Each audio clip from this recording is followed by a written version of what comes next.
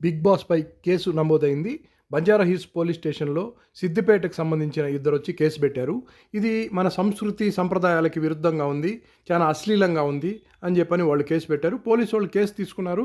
చర్యలు తీసుకోవాలంటే మేము పై అధికారులను కనుక్కొని చర్య తీసుకుంటామని చెప్పారు. అంటే ఒకప్పుడు ఫస్ట్‌లో బిగ్ బాస్ వచ్చినప్పుడు కొంత సెలబ్రిటీస్‌ని కొంత ఏసి చర్చలు జరిపి కొంచెం బాగానే ఉంటుండింది. రాను రాను హగ్గులు, కిస్సులు జాస్తి అయిపోయినాయి. ఆ తర్వాత వచ్చి ఎక్కువ అశ్లీలంగా మాట్లాడడం, ఏదో తగులేసుకోవడం అలా చేశారు.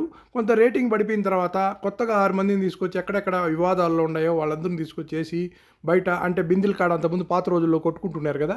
అలా కొట్టుకుంటే ఎంటర్‌టైన్‌మెంట్ చూస్తారు జనాలని చెప్పి చేస్తున్నారు. కానీ టీవీలు చాలామంది ఫ్యామిలీస్ పిల్లకాయలతో కూడా కలిపి కూడా జాలీగా చూస్తుంటారు.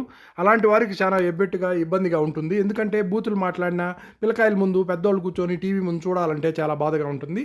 అలాంటప్పుడు ఇలాంటి షోల్లో కొంత బూతులు లేకుండా అలా పాటించడం చాలా మంచిది.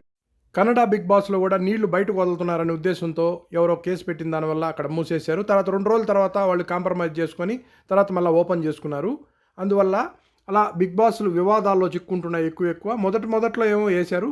తర్వాత తెలుగు రాని వాళ్ళనేసి తెలుగు మాట్లాడండి అంటే వాళ్ళు యాడ్ నుండి భాష వస్తది. వాళ్ళకి తెలుగు రావాలి కదా!